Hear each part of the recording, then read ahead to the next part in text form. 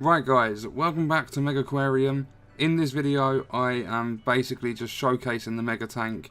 I did a video recently and I played the sandbox. I made everything available, but one thing I didn't do was add any fish into that aquarium that gave you science points when someone viewed the display. And doing that in this aquarium has allowed me to unlock a thing called the mega tank. And when I say mega, like by the title, it is humongous compared to anything else you can get in this game. So we're going to head into the aquarium. Just a little tour. I wish they added in the ability to tour, like move around quicker. But we've got like vending machines and stuff down there. And then we've got a deep wall tank there, just filled it up with all the same fish. We've got a little gift shop in here. And in that staff room back there is all the supply boxes to refill all the stock. Then we have a lagoon tank out in the middle with loads of Nemos, or clownfish as they're known as. Then if we come over to here, this is where, in here is the pump and the tool stations and stuff for these two lagoon tanks. We've got some toilets and massage chairs and stuff. Then in here, I can't remember what these are called, but I fill up a tank with all the same fish. I don't like mixing the fish.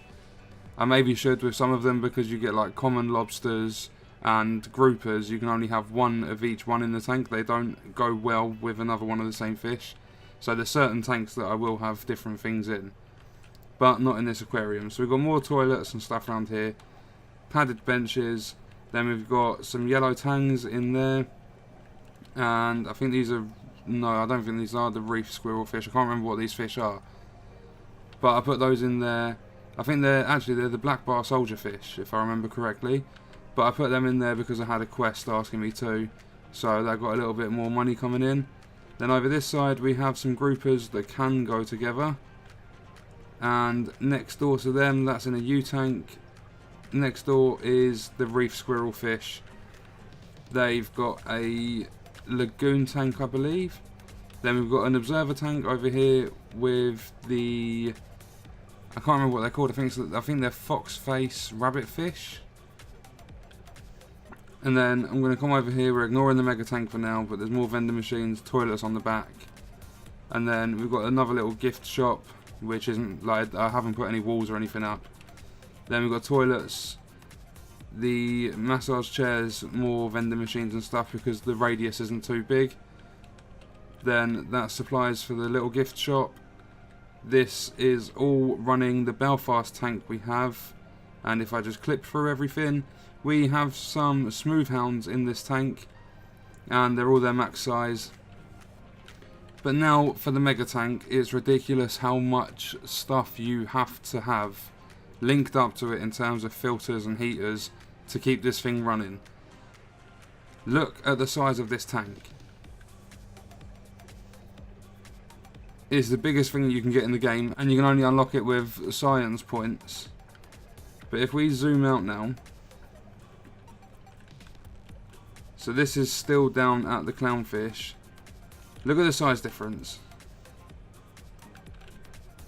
Here's the Belfast, which is quite big. You can fit sharks in there. And then here is the mega tank. And if you come back here, I have 7 large pumps, all with filters and heaters, just to give this enough water quality and heat for the mantas to survive. I've got 9 manta rays in there, auto feeders all along the back. Their food and the supplements along here. Hopefully enough tool stations to keep us going. But this thing is ridiculous. It has a capacity of 2,800 fish. I've managed to get it to 92 out of 90% water quality because that's what the mantas require. But you can see here the filter power is 1500, the protein skimming power is 1400, the nitrate reacting power was 1600, and then the UV sterilizing power was 1700. And you need, for every one fish size, I'm going to call it, a tank requires, you have to have the equivalent in heat. So we've had to get 2,800 heat as well. I managed to get it to 2,859. I think that might be a little bit more because down here we have one of the heaters actually down for maintenance.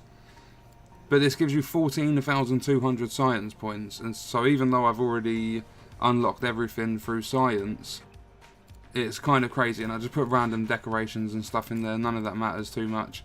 But these mantas, all 9 of them, I've got them to their maximum size, which is 144. They are the second biggest fish in the game, second to the whale shark, which is what I'm unlocking now. That has a maximum size of 250.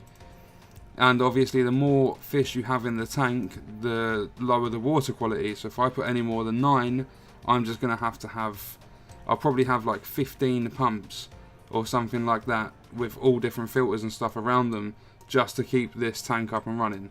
So I went with 9. It's already given my staff a load of jip. They are constantly out the back here refilling the auto feeders. I don't know if it'd be easier just to have staff feed them, but don't forget they have to have the supplements and stuff as well.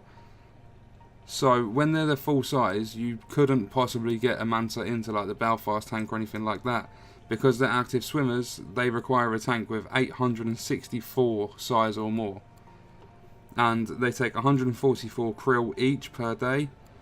They need a round tank. They have to have supplements every 4 days. Each one gives you 1,584 science points and 29 prestige. So it's crazy just how like big the mantas get and how much quality they need in their water, because that is so messy.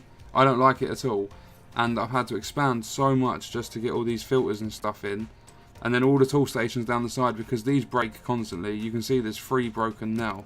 You see the mantas are swimming around. They do like to get stuck in this top corner up here, but if you just like move over with your mouse, they'll become unstuck and they'll start swimming around again. You could probably create a zone for a specific employee that has like high feeding, because I've got 1 or 2 that have 10 feeding.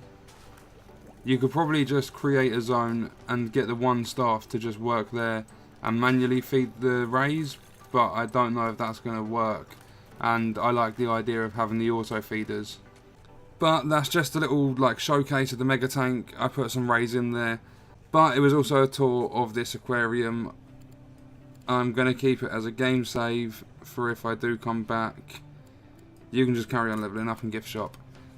Yeah, so that's going to be the end of the video, guys. I hope you enjoyed it. Leaving a like on the video is always appreciated. Subscribe if you're new to the channel and turn notifications on to be alerted when a video goes up. Thank you for watching.